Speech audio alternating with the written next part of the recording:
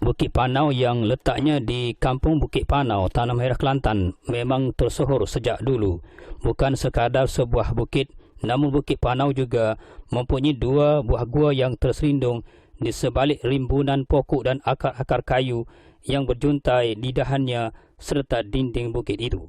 Walaupun pada masa dulu tumbuh-tumbuhan yang tumbuh subur mengelilingi Bukit Panau ibarat pengawal yang setia, tidak sebagaimana hari ini yang semakin subur, apatah lagi dilindungi pula semak samun sehingga menenggelamkan rupa paras bukit itu yang sebenar. Dalam masa yang sama pada masa dulu, penduduk-penduduk kampung yang terdiri daripada warga emas memang sedia maklum tentang cerita Bukit Panau itu dari satu generasi kepada satu generasi dan dari mulut ke mulut. Bukit Panau bukan sahaja telah dijadikan sebuah tempat golongan pertapaan yang mendalami ilmu kebatinan dan kerohanian. Namun generasi hari ini tidak pernah mengambil kisah peranan Bukit Panau kepada manusia, khususnya dalam konteks dakwah, bahawa Bukit Panau itu dalam tahun 1340 Masihi dulu pernah dan telah dijadikan sebagai kawasan perkampungan terawal dan pertemuan Wali Songo. Malah sebuah gua yang terselindung di sebalik pandangan umum itu pernah dijadikan gelanggang persilatan.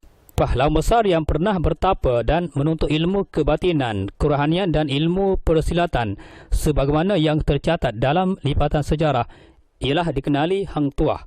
Hang Tuah pernah menuntut ilmu persilatan yang meliputi bidang kebatinan dalam gua Bukit Panau itu dari salah seorang Ahlul Bait yang juga dari keluarga Rasulullah SAW bernama Syekh Tainuddin, atau masyarakat di situ menggelarkannya sebagai Syekh Saman, atau catatan dalam sejarah dikenali sebagai Adi Putra. Bahkan Syekh Tainuddin yang merupakan guru Hang Tuah itu adalah adik kepada Syekh Husin Jamaluddin Kubra yang merupakan ketua wali 7 di Tanah Melayu dan juga Datuk Wali Songo di Indonesia dan Jawa. Hakikatnya, Bukit Panau telah dijadikan perkampungan Wali Songo untuk memulakan dakwah ke Tanah Jawa.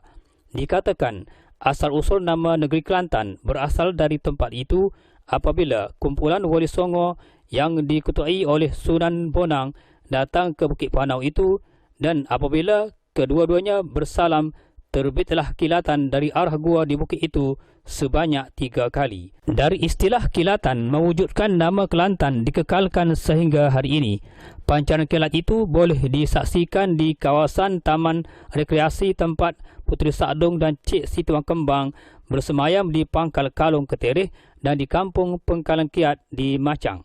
Bahkan Bukit Panau amat jelas apabila berada di Kampung Pengkalan Kiat ini kerana Bukit Panau itu dipisahkan oleh sebuah sungai Kelantan sejauh kira-kira 400 meter.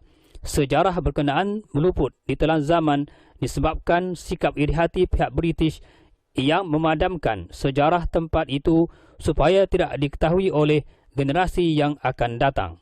Berikutan wujudnya sejarah besar yang tenggelam di telan masa menyebabkan wartawan Seri TV Azmi Mak Saleh bersama 3 peserta ekspedisi lain yang terdiri daripada Anis Sabir bin Azmi, Muhammad Nasiruddin Muhammad Nur atau Din, serta I Muhammad Khairul Azhar bin I Kamaruddin atau ia telah melakukan ekspedisi Bukit Panau kedua pada 30 Ogos tahun 2014 lalu.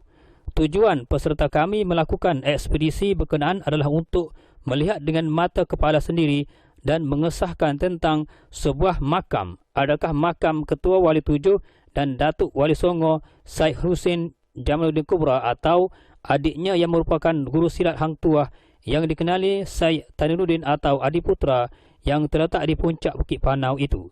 Bahkan peserta kami juga berhasrat menjejak sebuah gua yang pernah dijadikan gelanggang persilatan dan tempat pertapaan Syekh Tainuddin itu. Peserta ekspedisi kami bertolak dari Kota Baru Kelantan jam 11.30 pagi dan tiba di Bukit Panau kira-kira jam 1.05 petang. Setelah segalanya selesai, kami memulakan pendakian kira-kira jam 2.15 petang. Dalam ekspedisi kedua ini, kami tidak melalui trek syarikat telekomunikasi dan komunikasi sebagaimana ekspedisi pertama pada 28 Julai tahun 2007 dulu. Tetapi kami merentas melalui lereng bukit, lopak, carut air dan akar-akar serta pokok-pokok kayu. Pendakian seumpama ini adalah laluan sendiri yang tidak memenatkan kerana peserta kami dapat bergantung harap kepada pokok-pokok dan akar belalai yang tumbuh berjuntai di lereng dan tebing Bukit Panau itu. Dalam masa mendaki, peserta kami banyak menemui beberapa jenis kayu-kayu aneh, tumbuh-tumbuhan meliputi pokok, buah dan bunga yang agak pelik di kawasan hutan di bukit itu. Bahkan peserta ekspedisi juga melihat beberapa tapak haiwan liar yang masih baharu dan lama seperti tapak harimau, kambing hutan, babi dan mungkin juga beruang. Setelah berhempas pulas mendaki, kami akhirnya tiba di puncak Bukit Panau dalam suasana terik mentari dan hembusan bayu yang menyegarkan. Kami memulakan pencarian setelah sebuah makam terbabit ditemui di puncak Bukit Panau itu. Pencarian terakhir ini melibatkan sebuah gua. Setelah menuruni lereng bukit dari puncak bukit itu, peserta kami akhirnya menemui gua yang dimaksudkan, yang dianggap terlalu dalam dan curam. Kami tidak dapat merakam foto gua tersebut disebabkan keadaan bentuk geografinya terlalu menurun dan agak curam. Setelah dirasakan berpuas hati kerana cita-cita kami tercapai, kira-kira jam 6.30 petang kami bertolak pulang dengan menuruni trek syarikat telekomunikasi dan komunikasi yang dalam beberapa detik kami disapa turun hujan yang agak lebat. Kami berempat bermandikan hujan sehinggalah apabila tiba di daratan kaki Bukit Panau, hujan tiba-tiba berhenti. Setelah mengeringkan baju dan pakaian yang basah kuyup, kami bertolak pulang dan peserta kami akan meneruskan ekspedisi Bukit Panau ketiga pula dalam masa terdekat yang antara lain ialah untuk memasuki dan merakam foto gua tempat pertemuan Wali Songo dengan Syed Hussein Jamaluddin Kubra yang juga tempat guru Hang Tuah bertapa di situ, dikenali Syed Tainuddin atau Syekh Saman atau Adiputra berusulah dalam gua Bukit Panau itu.